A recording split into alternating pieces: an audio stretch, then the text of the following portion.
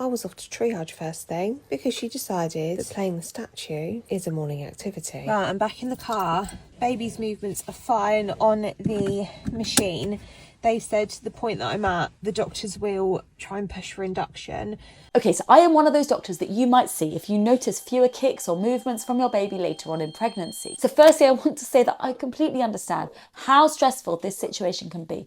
I have been there. Monitoring your baby's movements is hard enough. And then if you've noticed a change, you naturally get anxious. And then you're also told that it could potentially affect your whole birth plan. First, I have to remind you, please do not wait to come in. If you notice reduced fetal movements, contact your care provider immediately. It is always better to be safe. When you do come in, we'll start by asking you about your baby's usual movement pattern and when you felt that last movement. Now, every baby is different, but it helps us to understand what's normal for your pregnancy.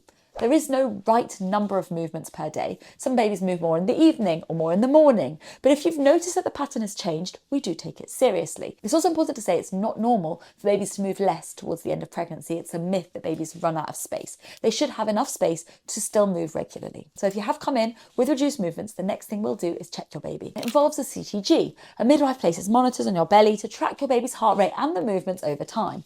We want to see a reactive, healthy pattern on the CTG.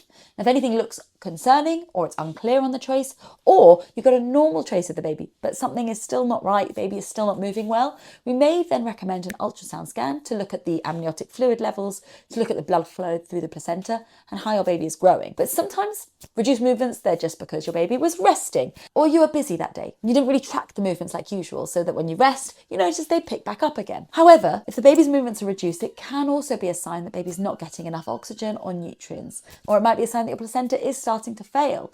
Sometimes reduced or absent movements that we don't act upon can be the first sign before a stillbirth happens, and that is why we take it very seriously. So if you've noticed reduced movements, we would discuss the next steps with you. Depending on how many weeks pregnant you are and your health and your baby's health, it might mean that you have some more monitoring, you might have some more tests, or we may be discussing delivering your baby early. If your baby is fully grown, so you are beyond 37 weeks of pregnancy, we would usually be offering you an induction of labour or an earlier caesarean section if you're planning to give birth by C-section already.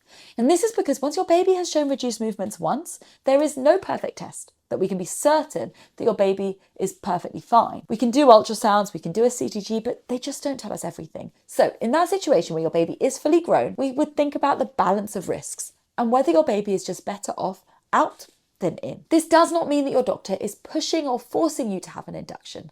It's a choice that you can be offered, and you can certainly decline. So the key takeaway, always trust your instincts. If something feels off, don't hesitate to reach out. We are here to ensure that you and your baby stay safe. Ensure that you also have a thorough discussion about all of your options, especially if you're not feeling comfortable with it. So let me know if this happened to you.